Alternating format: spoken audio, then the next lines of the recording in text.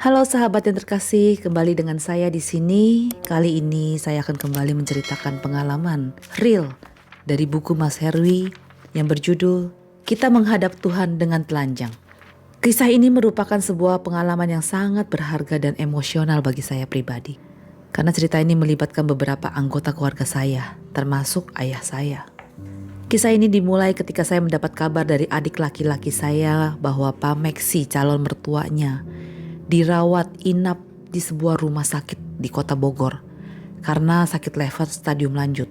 Saya sempat mengunjunginya ke Bogor, tetapi karena sakitnya sudah terlalu parah, akhirnya Pak Meksi dipindahkan ke Rumah Sakit Sin Carolus, Jakarta.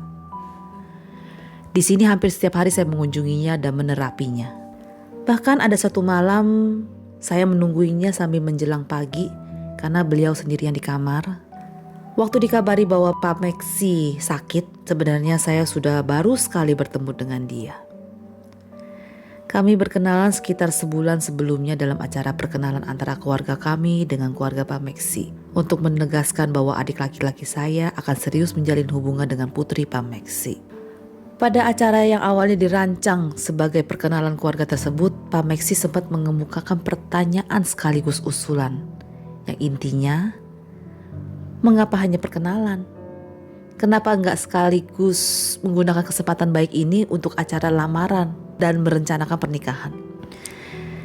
Tetapi sebagai orang tua yang bijaksana, kedua keluarga memberi kesempatan untuk adik laki-laki saya dan putri Pak Meksi untuk berunding berdua sebagai pihak yang berkepentingan. Ternyata saat itu mereka berdua menyampaikan bahwa mereka belum siap untuk menjalin hubungan ke tahap selanjutnya.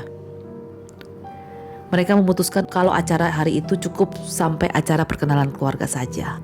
Dan kedua keluarga menghormati keputusan tersebut. Kami tidak menyangka, bahkan mungkin Pak Meksi sendiri pun gak sadar kalau ternyata usulan akan pernikahan tersebut sebenarnya adalah semacam permintaan terakhirnya. Bisa jadi hal tersebut adalah ungkapan maksud jiwanya yang terdalam. Sayangnya pertandaan ini tidak tertangkap oleh kami yang sudah terlalu banyak dicekoki dengan pendidikan, dengan logika dan lain sebagainya. Kami baru menyadari setelah Pak Meksi meninggal dunia, setelah sebulan sakit, tak ada seorang pun yang salah sih dalam hal ini. Yang ada hanyalah penyesalan yang mendalam karena kami tidak mampu menangkap arti bahasa pertanda.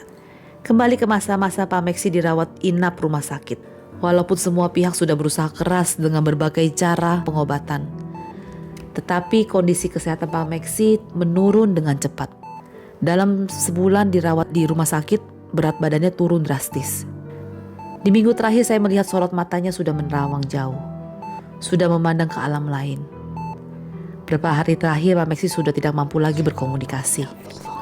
Keluarga dan para sahabatnya sudah berkumpul menguatkan hati menghadapi kemungkinan terburuk. Memahami keadaan Pak Meksi yang sudah sulit disembuhkan lagi, maka selain doa-doa yang terus mengalir, kami melakukan terapi untuk meringankan rasa sakitnya. Saya, ayah saya, dan Om John, seorang anggota keluarga Pak Meksi, secara bergantian maupun bersama-sama, kami melakukan terapi sapuan energi. Tujuannya adalah untuk meringankan rasa sakit pada bagian-bagian tubuh Pak Meksi. Sehingga apabila nanti Pak Meksi pergi menghadap Tuhan, beliau tidak merasakan lagi kesakitan pada saat proses pelepasan nyawa dari tubuhnya. Walaupun tekanan darah denyut jantungnya sudah sangat lemah dan hampir tidak terdengar lagi pada saat menggunakan stetoskop, tetapi dari pemeriksaan kami bertiga ternyata Pak Meksi masih memiliki energi yang cukup kuat di daerah jantung. Kami juga mendeteksi masih terpancar energi dari ulu hati dan daerah dahi antara kedua alisnya. Entah organ apakah yang memancarkan energi kuat itu. Artinya kekuatan energi hidupnya masih tinggi. Suatu pagi buta, ingat sekali saat itu hari Sabtu. Saya mendapat permintaan dari pihak keluarga untuk berusaha menjaga agar Pak Meksi tidak meninggal hari itu. Karena menurut adat kebiasaan mereka, pamali atau pantangan yang tidak baik bila seseorang meninggal di hari Sabtu atau Selasa. Karena dipercayakan akan mengajak anggota lain untuk meninggal. Walaupun diam-diam terjadi beda pendapat dan perdebatan dalam diri saya, misalnya Bukankah waktu kematian itu urusan Tuhan? Bukankah semua hari yang ditentukan Tuhan itu baik? Tapi daripada terjadi perselisihan dan membuat suasananya menjadi tidak mengenakan, lebih baik saya sanggupi saja permintaan tersebut. Walaupun sebenarnya saya tidak tahu persis apa yang harus saya lakukan. Saya tidak ingat persis terapi macam apa yang saya lakukan dari pagi sampai sore sepanjang hari Sabtu itu.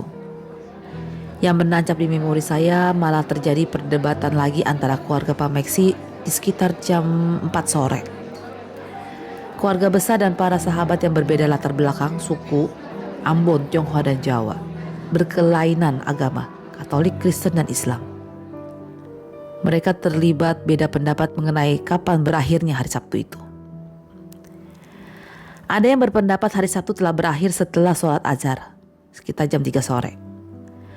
Ada yang adat kebiasaannya menanggapi setelah matahari terbenam dan sholat maghrib sebagai tanda berakhirnya suatu hari. Sedangkan yang lainnya bersiteguh bahwa hari berganti setelah 24 jam malam. Aduh, tobat, jerit batin saya menanggapi debat kusir mereka. Tapi kemudian saya menanggapi semua perdebatan itu ya lucu. Mungkin gak masuk akal bagi sebagian orang, tapi hal ini benar-benar terjadi. Terus terang ketika mendengar perdebatan ini, saat itu juga saya sudah pasrah.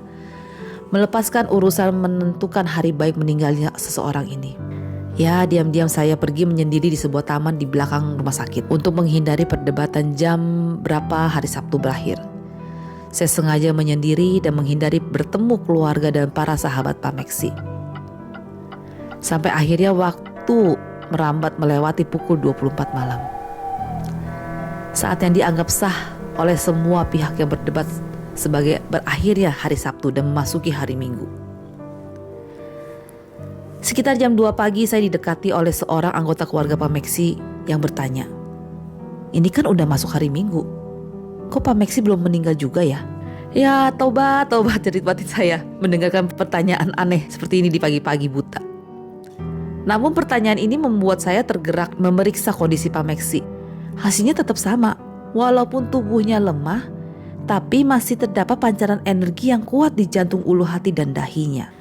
Ketika pagi buta memeriksa kondisi Pak Meksi tersebut, entah suara perintah dari mana saya langsung duduk berdoa di samping tempat tidurnya.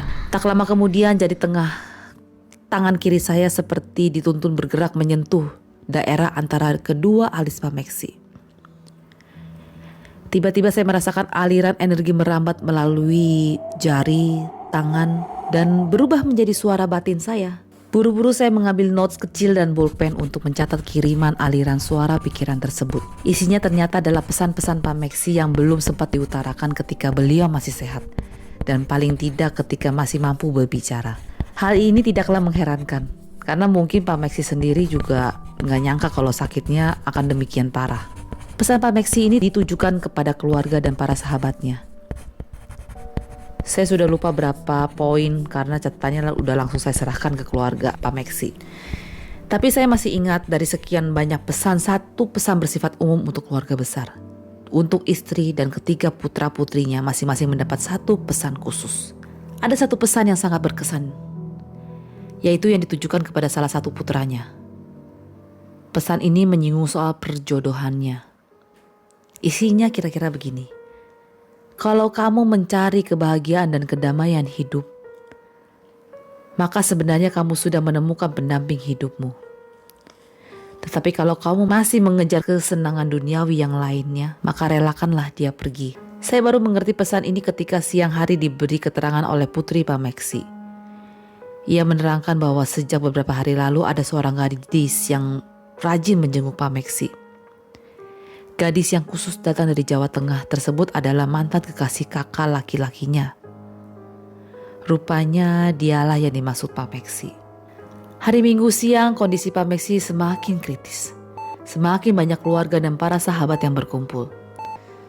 Saya, ayah saya, dan Om John, kami kembali bertiga melakukan terapi sapuan energi sekali lagi. Kali ini saya merasakan energi pikiran Pak Meksi sudah menghilang karena pesan-pesannya sudah disampaikan. Energi jantungnya pun melemah. Tinggallah energi yang terpancar dari daerah ulu hati. Kira-kira pukul 2 siang saya kembali digerakkan untuk memeriksa daerah ulu hati yang masih memancarkan energi. Berdasarkan pengalaman semalam ketika menyalurkan energi pesan pikiran, langsung saya mendapatkan sesuatu. Saya lalu mengambil sikap batin berdoa dan menyentuh jari tangan kanan saya, menyentuhkan jari tangan saya ke arah ulu hatinya. Benar saja. Segera mengalirlah energi yang melalui tangan saya dan kembali berubah menjadi suara batin yang berisi pesan. Suara itu mengatakan, "Saya sudah sampai di gerbang Tuhan. Saya dalam keadaan telanjang. Yang menjadi busanaku adalah doa dan amal perbuatan baikku, serta doa-doa dari keluarga dan para sahabat." Wah! Saya terpanjat dan langsung membuka mata. Saya sadar bahwa inilah waktunya Pak Meksi menghadap Tuhan. Segera saya meminta seorang sahabat Pak Meksi untuk berdoa bersama. Kira-kira 10 menit berdoa mulailah tanda-tanda pelepasan jiwa dari raganya. Sampai akhirnya Pak Meksi menghembus energi terakhirnya di dunia dan melanjutkan perjalanan jiwanya memasuki gerbang Tuhan. Di tengah isakan tangis tertahan dari keluarga dan para sahabatnya, saya memandang wajah Pak Meksi. Saya melihat mulutnya sedikit menganga. Ingatan saya langsung kembali ketika saya berusia 10 tahun. Saat itu ketika kakek saya menghembuskan nafas terakhirnya, adik perempuannya langsung menutupkan rahang atas dan rahang bawah kakek saya dengan kedua tangannya yang dilapisi dengan sapu tangan. Beliau menahan dagu kakek saya cukup lama, kira-kira 30 menit. Sampai mulut kakek saya tertutup alami, tanpa harus ditahan dan diikat lagi. Tindakan itulah yang segera saya tiru. Saya segera membungkus tangan dengan sarung tangan karet dari laci meja pasien. Saya duduk di samping kepala Pak Meksi, melingkarkan tangan kiri dan tangan kanan, dan kedua telapak tangannya menyangga dagu bawah Pak Meksi hingga mulutnya tertutup. Awalnya saya kira tindakannya mudah, tapi lama-lama saya sadar bahwa menahan dagu orang yang sudah meninggal itu lumayan berat. Setelah sekitar 10 menit saya sempat mencoba melepaskan tangan saya, tapi saya merasa dagu Pak Meksi masih bergerak ke turun. Lalu saya segera angkat kembali, berbarengan dengan datangnya para dokter dan para perawat. Saya akhirnya bisa melepaskan tangan dari dagu Pak Meksi yang sudah tertutup alami.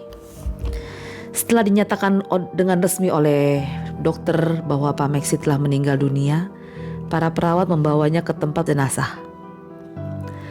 Saat itu saya merasa batin saya penuh. Saya mencari tempat sepi, menyendiri, menenangkan diri. Seingat saya, saking penuhnya batin dan pikiran saya, sampai-sampai untuk berkonsentrasi berdoa pun saya gak mampu. Akhirnya saya jalan-jalan dan duduk di taman sekitar rumah sakit. Saat itulah saya kembali teringat pesan-pesan mulia Pak Meksi. Selamat jalan Pak Meksi. Terima kasih atas pesan mulianya. Semoga saya lebih sering mengingat dan melaksanakannya. Amin.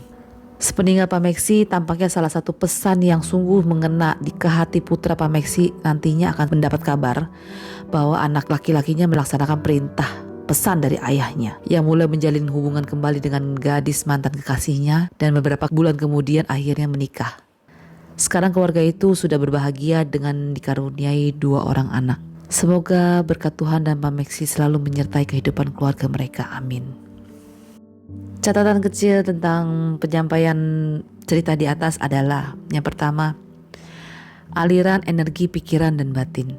Dari peristiwa ini saya mendapatkan teknik terapi baru, yaitu menempelkan dan mendekatkan jari ke daerah antara 2 alis atau yang istilahnya adalah daerah mata ketiga, dan ke daerah ulu hati, fungsinya untuk mendeteksi energi pikiran dan batin. Bisa jadi energi itu mengalir berubah menjadi pesan, atau malah adalah sampah energi yang mengganggu kejernihan pikiran dan batin yang perlu dibersihkan. Yang kedua, pesannya adalah yang saya dapatkan, yaitu kita menghadap Tuhan dengan telanjang. Pada kisah di atas, satu pesan batin terakhir Pak Meksi adalah bahwa ketika menghadap Tuhan, ternyata kita dalam keadaan terlanjang.